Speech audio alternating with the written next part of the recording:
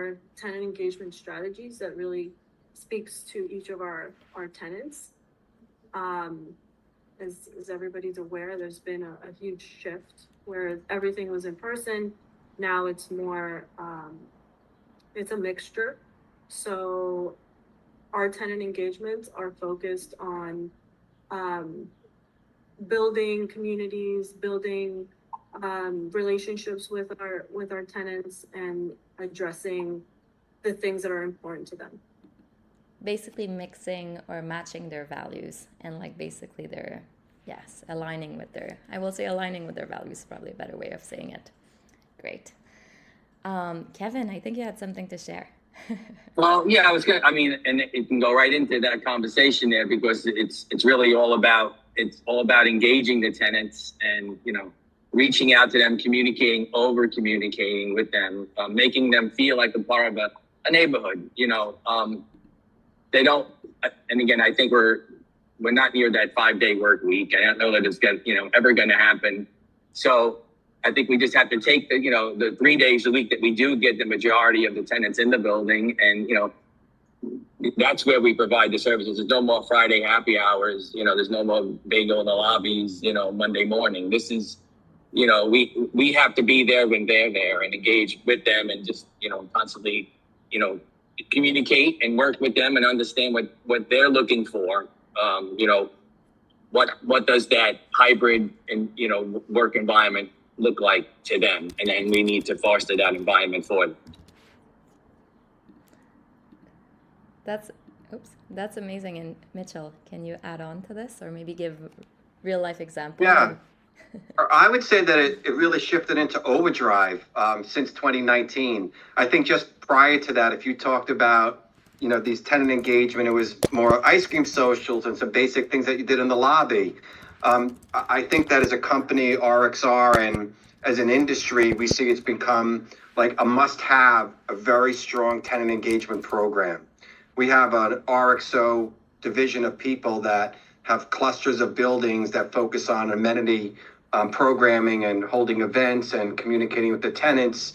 And then then it gets transferred over to the property manager. We have personal relationships with those individuals and really tailor and do very specific communications to them to make sure they're coming to these events.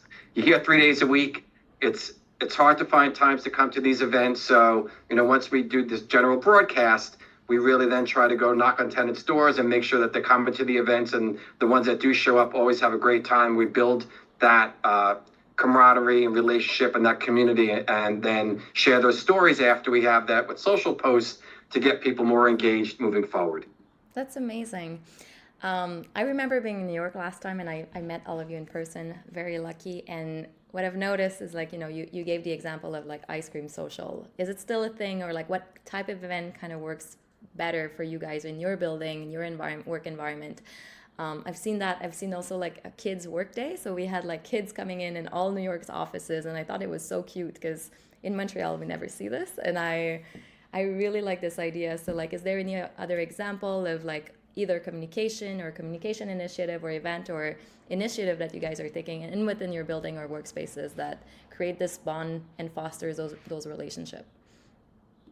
We still have ice cream socials. They are very, very popular.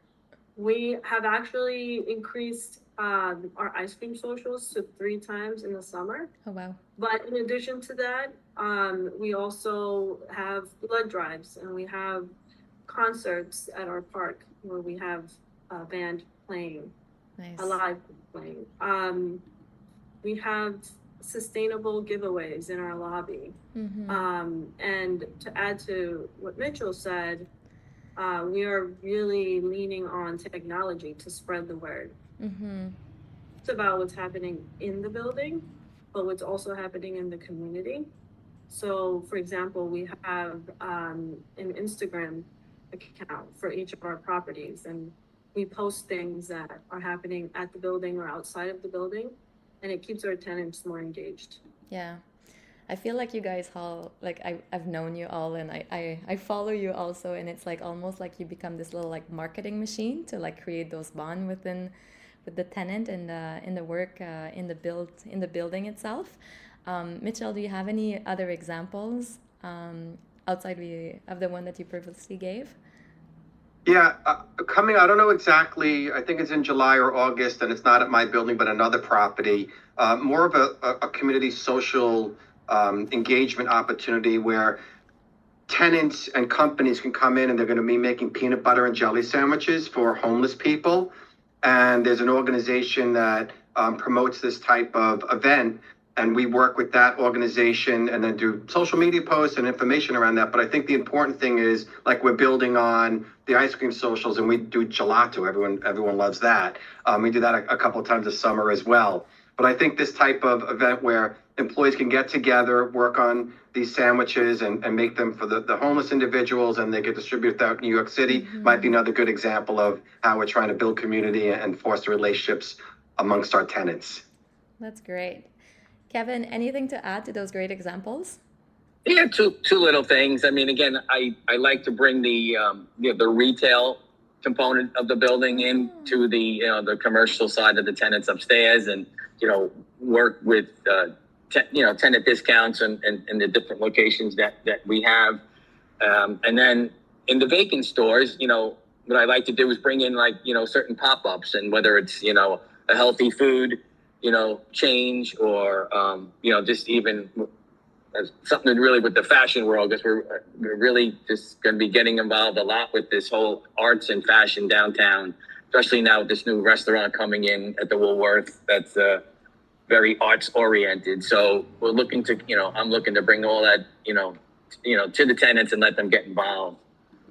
I've seen that as well as with the RXR team. One thing I've noticed from their community management team is that they do a lot of partnership also with local retailers and local companies from New York in order to either discounts or create swag that's very specific, and I really love that idea as well. Carolina, you mentioned leveraging technology, and this is where I kind of want to bring the topic. How do you guys leverage the technology in order to speak with tenant or engage with them? Either it's a specific software, specific communication that you use, or a medium. Very curious to hear how you do that within your buildings.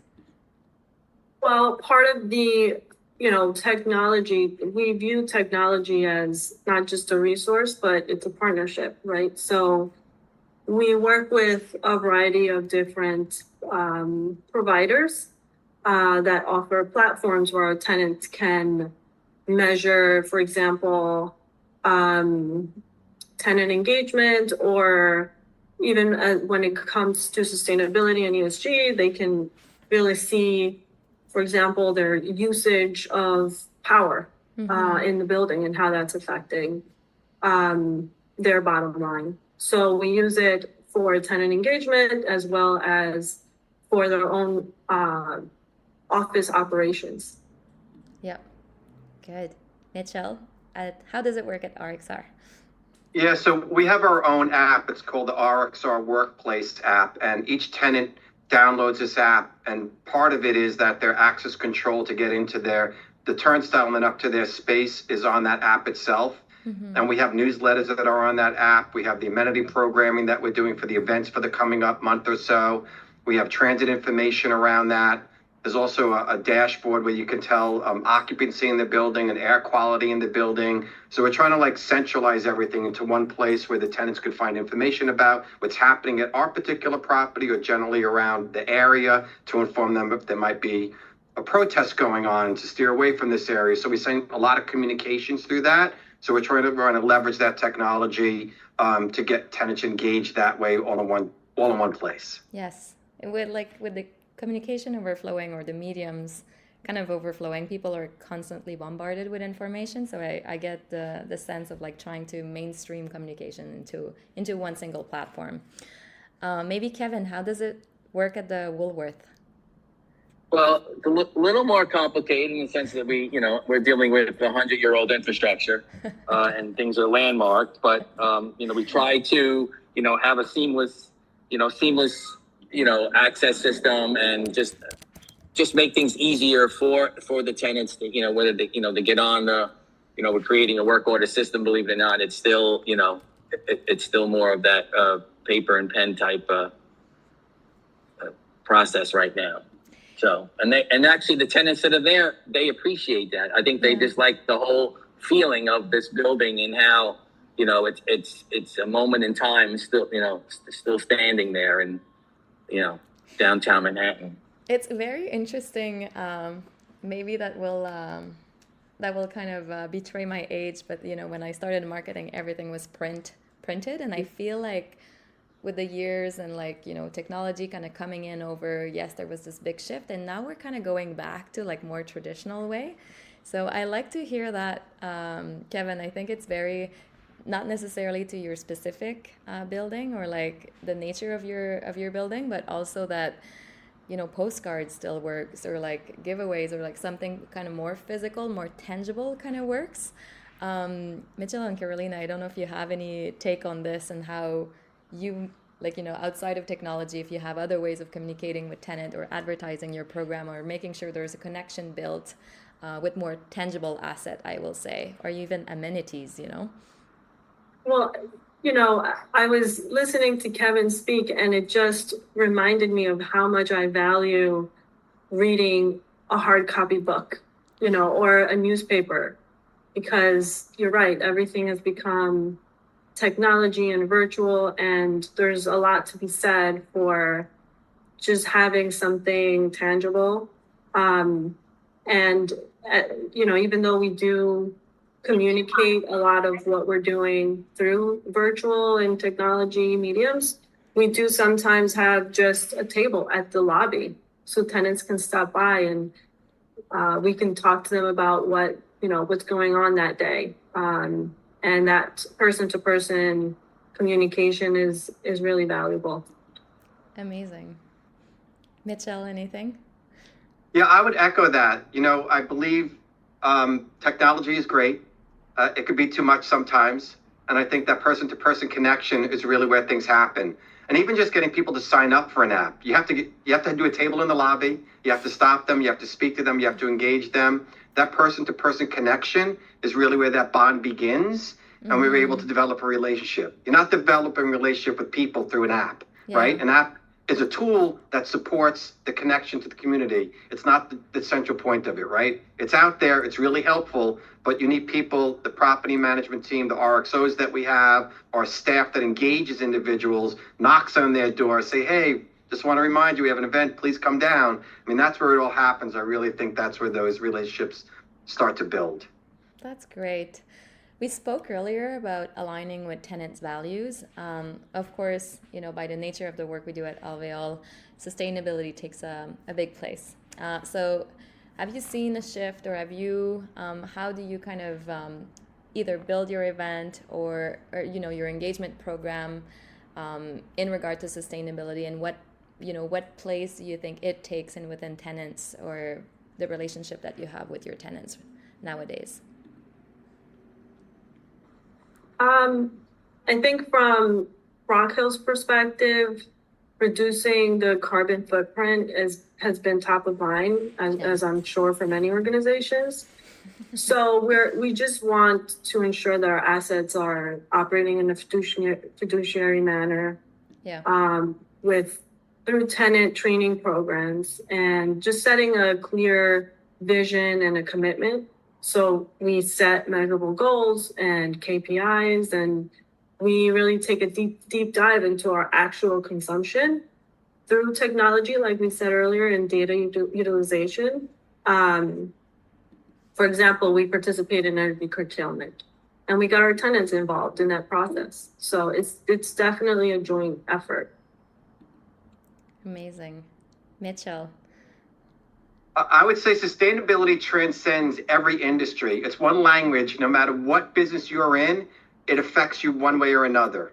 Whether you're in a banking industry, whether you're in the fashion industry, no matter what you do, you have your version of sustainability and how you want to relate to that.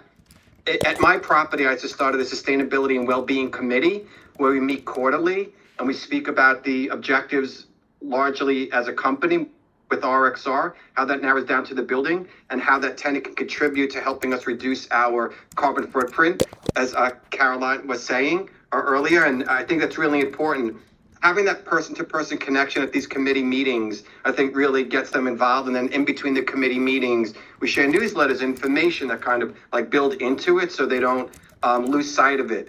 The reality is it's a very difficult market for any industry that you're in, and your primary goal is to, be successful financially as a company. So sustainability often takes kind of a back seat. Yeah. So unless you're constantly piloting programs with them and reinforcing and speaking about recycling and things that you can do with them, otherwise it just kind of falls off the map unless you keep it front and center. So it's our goal through our sustainability and well-being committee to keep it front and center, and we've been successful so far with that. So well said. I'm telling you, Mitchell, like Mitchell for mayor. Yeah. Amazing. Kevin, how does sustainability plays a role within your building? So for us, and again, think about the 100-year-old building, but we got a grade A rating, so we're doing something right, and that's just a lot of the engineering and thought process that's involved. But the most important piece for us is really to share that with the tenants, let them know and communicate with them that, hey, yeah, we're still using the MERV 13, MERV 15 filters, and that we still got stations around where you can use the hand sanitizer, and you're no longer hiding cleaning. You're just out there and ready and during the day and just wiping things down. So all that stuff's important. And of course, I'm trying to get the bees up on the roof, and I'm working on that initiative once this local law 11 work is complete. So that will add another whole piece of my sustainability puzzle that I'm trying to put into the Woolworth building then. Yeah, putting together. Yeah. Can I just add something? Like, Kevin, you have one of the most iconic buildings in New York City, hands down. It's amazing. And I think to that point, every building, it's not a cookie cutter, program you can put into place that works in every building. I think every building's unique. The tenants are unique in every building, and their needs are specific to how they experience that building and when they use that building. So I think you really need to tailor your program around that. What's successful at my building might not be successful at another building. So, the property manager working with vendors like yourself need to find that kind of sweet spot that makes sense for the tenants that are in the property that they're managing, and working with our marketing team really to engage them is really what it takes. And it's a team of people to make this successful. It's not just one person, and a lot of planning. You need a long runway to plan these events and make sure they're successful. We put a lot of time and effort into it, and we want the people to get the most out of the event. I really like what you're saying, Mitchell. It really echoed to, I think, to probably everyone sitting on a call right now. It's every building is unique for sure, and inside that you have tenants also that have unique needs and unique demands. Really, like, Carolina, do you want to add on to that? I feel like you also have 3 different buildings, probably all very different. Very different. And as I was hearing it, I was thinking, one of my assets is on the east side within the UN district. So most of those tenants are government entities and missions. So they have a very unique need versus, another asset I have on the west side, where I have law firms and hedge funds and architectural firms who have a totally different need. So it is true that, you really have to cater your sustainability goals, your tenant engagement strategies to the needs of the building and the community that surrounds that asset. Yep, totally agree. I want to wrap this up because I also want to leave the floor for anyone who has any question in the audience. If people aren't too shy to ask them, of course. Maybe I'll just finish with like future trends and insight. Maybe what you see or foresee, what trends you think will shape tenant engagement and or workplace strategies and within the coming years, and in New York City also, or everywhere across the States, if you have this this knowledge. I think we're going to continue to see a growing emphasis on what we see now, which is mental health, technology, and what we were just discussing, which is the experience. Our tenants are looking for a mixture of all of that. People want to feel like they come to work and they feel appreciated, they feel comfortable, and they're happy coming to work. And us as, you know, employers and building owners and managers, we want to see our employees and our tenants be productive. And I think that that leads to a very productive environment. Well said. Mitchell. Yeah, I would say that hospitality amenity programming is becoming part of your business plan as a must-have. It used to be kind of a nice side piece to what we did, and you know, tenants enjoyed it. But now it's a big line item in our budgets, and there's a lot of effort and time that goes into these events, and it's a serious business, and we must have it to be competitive with our other real estate companies to attract tenants to our building. And I often hear from brokers like it's a race. The hospitality and amenity program's a race between real estate companies to have the latest and greatest of opportunities for tenants really to be engaged and try to bring people back to the building and have them stay at the building. I have so many following questions, but I'll just keep my mouth shut. Kevin. I did ditto with Mitch there, because again, a well-rounded office experience, that's part of the workplace DNA. It's no longer an option.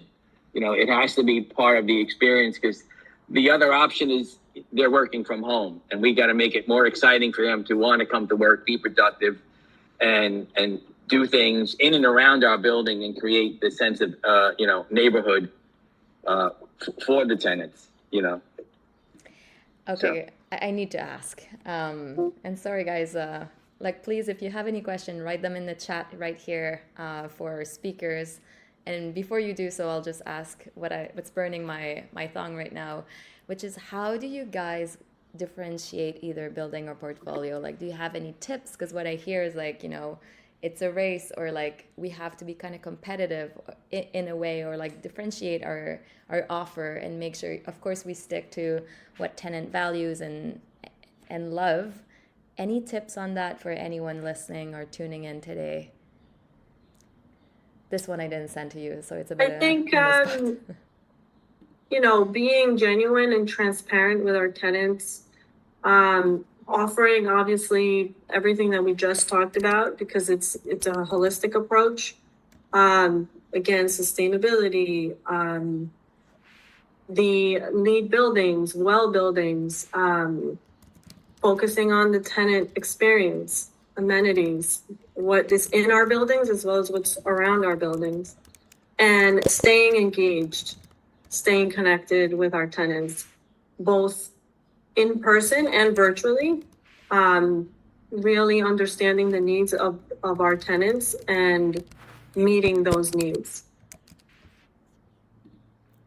Good. Yeah, I might add, being consistent across the portfolio and having proper balance between between the buildings. Some buildings are more inclined to have more events than others, and you want to make sure you spread it out and that message is equally delivered throughout the entire portfolio. I think that's an effort that I make broadly with our broader team, was I do certain things here that are not happening at other buildings, and how do we bring some of those, programming that we're doing here to some other locations. So just making sure that the entire kind of universe of the community of RXR gets the benefit from each of our different properties, and that our messaging is equal across the board.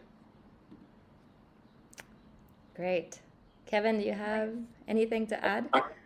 I have nothing to add, just there, two great colleagues, making all these, fantastic conversational pieces. But I think we do need a part two of this webinar. Absolutely. Sure. I don't want to keep you guys too long. If I know this was supposed to be a 30-minute. We have 2 questions in the chat. How do you guys measure success? This question came out twice. Renewals. When you have tenants renewing, you know that you're being successful. That's right. Yep, 100%. I love Carolina. Maintaining the existing and getting new, working very closely with your leasing counterparts, and, letting the future tenant know that, you've got you got their back as soon as they sign that lease, that you're going to now take over and, be their partner.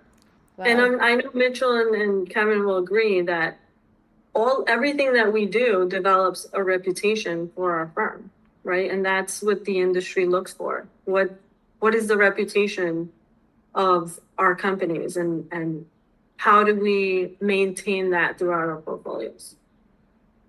Well said. Ditto. Mitchell, anything to add on to your two colleagues? I would just say stay true to your vision and stay true to your mission. Stay to the core. You get distracted, things happen at your property. You could be discouraged sometimes, but just stay true to what you believe is right and keep focusing on that, and inevitably it will come to you and good things will come out of it. Okay. I hope this answered the question for Michael and Eliza, who asked the question. Maybe one quick more question we had was, what's the most important amenities? Physical space, like a gym or lounge, white glove service, like a hotel, tenant, that tenant expect or desire. I think we've kind of answered and touched upon it. Depends on the building, depend on the space, depend on the tenant, but maybe you can add on I think you want to offer a mixture, right? It's not just white glove service. You want to offer an amenities space where tenants can come and unwind, or have a meeting that they can't have in their office because they don't have the space. Just providing that flexibility to the tenants, I think is important to them. They all have different needs, so you have to really have a mixture. Sorry, go ahead, Mitch. Yeah, I would add, you can't be everything to everybody, but you could support them. And if you don't have that offering, help them find it somewhere else, right? Mm-hmm. So I'll often reach out to others if I can't. I don't have a gym here. I don't have a gym in my space. Other buildings that our portfolio do. But we, have mentioned earlier, we have partnerships with gyms locally, and we give them discounts. So whatever their needs are, we have to find an answer to it. Kevin. I would just say flexible, quiet spaces, and even the way we're working with the leases, as far as, no longer, there's 10-year deals may not be out there anymore. The flexibility of what's going on in the economy, you need the 3-year, 5-year, of course, if the payback is good and whatnot, but just offering, flexible, quiet spaces, podcast rooms, meditation rooms, a variety of stuff that, very interesting. I feel like I'm hearing or imagining Google right now, or Amazon, which amazing. Anything else to add, Kevin, Mitchell, Carolina? I just want to say, follow up to what Mitchell just said. Something that I have learned from being in this industry for many, many years is that you cannot make everybody happy, but you should always try. And don't get discouraged by negative feedback, because we see it every day. We see more and hear more negative feedback than positive feedback, but use it to fuel you and to help you to think outside the box. Very nice. Final word, Mitchell and Kevin? No? Have a good heart and care about what you do. That's great. Exactly. And we want to thank you for putting this together. Yes, thank you very much. Oh my God, thank you guys so much, and thank you everyone for joining. We'll send a recording and few notes after this call, so everyone who didn't attend can follow up. Mitchell, Carolina, and also Kevin, thank you so much for your time, and speak to you guys soon. Thank you. Thank you. Bye. Cheers. Bye.